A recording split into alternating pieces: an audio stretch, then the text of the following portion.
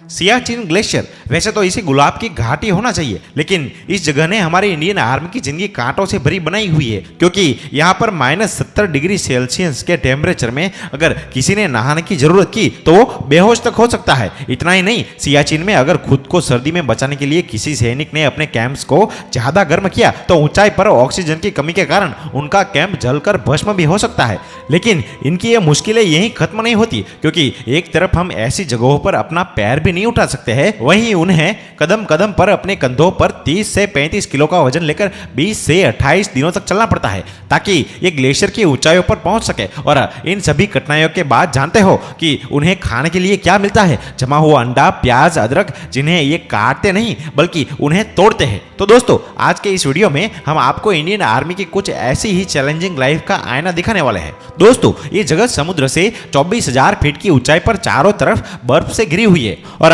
इस जगह पर अप्रैल 1984 में इंडियन आर्मी ने ऑपरेशन मेघदूत चलाकर पाकिस्तान को सियाचिन ग्लेशियर के टॉप पर पहुंचने के एक हफ्ते पहले ही इंडिया का झंडा वहां पर गाड़ दिया, और जहां फिलहाल इंडिया का 100 से भी ज्यादा बेस कैंप है। हालांकि भारत की इस जीत के बाद भी पाकिस्तान सियाचिन पर अपना दावा करता रहा और इसी वजह से 1994 से लेकर 1999 तक दोनों देशों में काफी खून खराबा भी हुआ। लेकिन एक सच ये भी है कि सियाचिन में गोलियों से ज्यादा मौतें वहां की मौसम की वजह से हुई है, जिसका जिक्र खुद हमारे union minister of defence Rao Inderjit Singh ने खुद 2015 में लोकसभा को एक लेटर लिखते हुए किया था और बताया था कि ऑपरेशन मेघदूत के बाद से अब तक सियाचिन के मौसम की मार ने 869 सैनिकों की जान ले ली है। जवानों की हुई मौत से आप इस बात का अंदाजा लगा सकते हो कि सियाचिन ग्लेशियर का तापमान सांसों को भी जमा सकता है और वहां के हालात कुछ ऐसे हैं कि चाहे अंडा हो या प्याज या फिर इंसान, सब कुछ जम जाता है। और इसी वजह से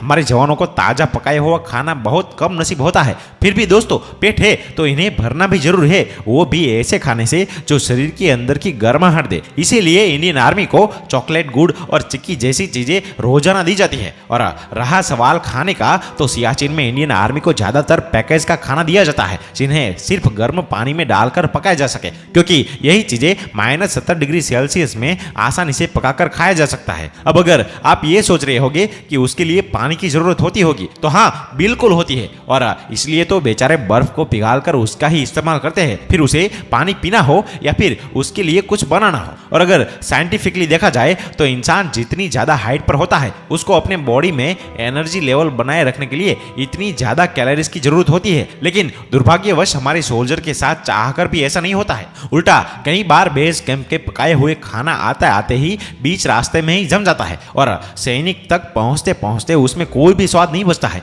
और रहा सवाल इंडियन आर्मी की ट्रेनिंग और उनकी लाइफस्टाइल का, तो अब तक आप जान ही गए होंगे कि सियाचिन ग्लेशियर में रहना बच्चों का खेल बिल्कुल भी नहीं है। यहाँ पर काम करने के लिए शारीरिक तंदुरुस्ती और जज्बात दोनों का फिट रहना बेहद जरूरी होता है। इसलिए तो यहाँ पर पोस्टिंग के पहले सभी जवानों की लगभग 5 हफ्तों तक स्पेशल ट्रेनिंग होती है, जिसमें शुरुआत के कुछ दिनों में उन्हें कश्मीर में सिर्फ ये सिखाया जाता है कि सियाचिन में उन्हें माउंटेन फ्लाइबर्स की तरह अपनी जिंदगी बितानी है। इसके बाद जब सैनिक ये लाइफस्टाइल सीख लेते हैं, तब उन्हें सियाचिन बेस कैंप में लाया जाता है, जहां उन्हें 21 दिन तक बकायदा सेना की तरह रेस्क्यू से लेकर डिफेंस तक सभी चीजें सिखाई जाती है। और इसी दौरान इनके दिन की शुरुआत रोजाना 1 से 1.5 घंटे मिलने वाली फिजिकल ट्रेनिंग से होती है, जिसके बाद उन्हें सियाचिन बैटल स्कूल में इन्हें ऊंचाई पर बने ग्लेशियर पर इन्हें चढ़ान उतरान, बर्फीले तूफान का सामना करना जैसी लाइफ सेविंग चीजों की ट्रेनिंग दी जाती है। और जैसे ही उनकी ये सब ट्रेनिंग खत्म हो जाती है, उसके बाद हर सैनिक को एक टेस्ट पास करना होता है